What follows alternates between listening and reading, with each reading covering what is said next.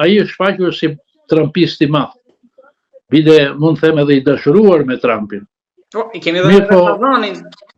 Më fal, s'kemi ardhur te Sazani, po mendon ti se është kaq naiv Trumpi dhe njerëzit rreth tij, anturazi i shtëpisë bardh, po dhe i departamentit shtetit që ti ka përdi këto, e beson kush këtë dashnorin e madh të trumpizmit, kështu që një politikan kur nuk duhet nxitohet.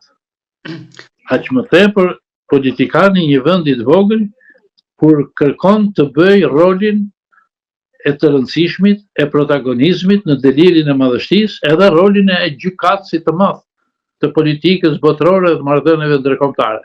Shiko hallet e tua, shiko vendin tënd, qeverinë tënde, mundohet të bësh një gjë të mirë, se Amerikën ka kush e drejton dhe u provua që Trumpi rifitoi presidencën me votë plebiscitare, rifitoi Kongresin, rifitoi Senatin dhe tani dashnori i madh i tij, në thojsa, është gati jo t'i ofrojë Sazanin, po Karaburunin, Karavastan edhe Dyzenin, çfarë të doje ai. Zoti Topollaj, ju keni një eksperiencë shumë të gjatë dhe njihni mjaft mirë kanale diplomatike. Tani edhe në familje, ai ka darkuar me vajzën, me dhëndrin, këto nuk ndikojnë? Po patjetër që këto ndikojnë. Ne nuk mund ta mohojmë ndikimin, sepse qofsh president, qofsh kryeminist, ministri i jashtëm, ai brendshëm, ai mbrojtësa. Pra, nëse ke funksione të larta shtetërore dhe politike, këto nuk i ke para familjes tënde. Dhe detyrimisht, si njerëz prej mishi dhe gjaku, të gjithë kanë edhe influencën nga familja. Por unë do thosha këtë. Interesat e Shteteve të Bashkuara janë aq të mëdha sa nuk pyet presidenti i Amerikës jo për dhëndrin dhe vajzën, po dhe sigur të ketë 111 djem para interesa se edhe të dojë ai, po marrim rastin që ai do të jetë i tillë, në Amerikë nuk të lë kush. Edhe brenda republikanëve më njëherë të ngrihen, jo më kundërshtarët, demokratët, opozita, qoftë në Kongres, qoftë Senat apo kudo qofshin.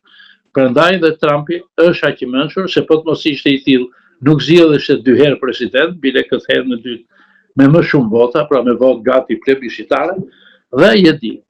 Fakti që nuk po ndihen më për Sazanin, më bën të besoj zëra të denja për të besuar dhe nga burime më se të sigurta që çështja e Sazanit është lënë në hije.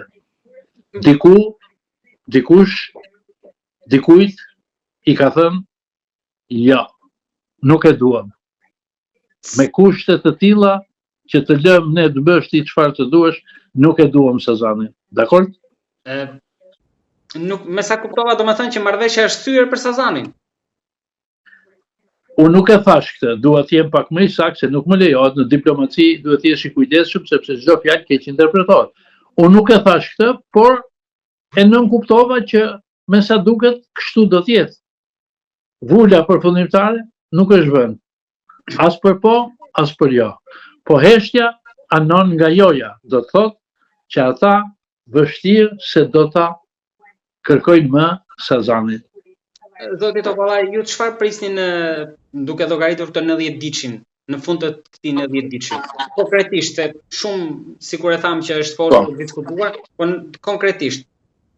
Besoj të ketë rënë në sy ky fakt që për herë të parë Shtetet e Bashkuara të Amerikës dërgojnë një ekip që do vëzhgojë brenda 90 ditëve, do të bëj auditin, po themi kështu, në kuptimin ekonomiko-financiar, pse jo edhe politik, se ka interesa patjetër, të majorancës qeverisë, se me opozitën s'ka punë, se opozita s'ka asgjë në dorë, përveç se ato deputet që kanë kuvend. Pra po thoni që ka sjellë ekipin në Shqipëri, Amerika për të bërë auditin. Po, të lutem, Gilbert, ta mbaroj. Po, më fal. Pra, sjellja për herë të parë e një ekipi i tillë dhe caktimi i një afati 90 ditor është super signifikativ. Mëse domethënës. Për kë vjen? Vjen për opozitën? Ta hamendja ty se do vi të kontrolloj PD-n, se ç'bën PD-ja? Apo edhe ato partitë e tjera? Gjatë më vite në opozit. Tjetër,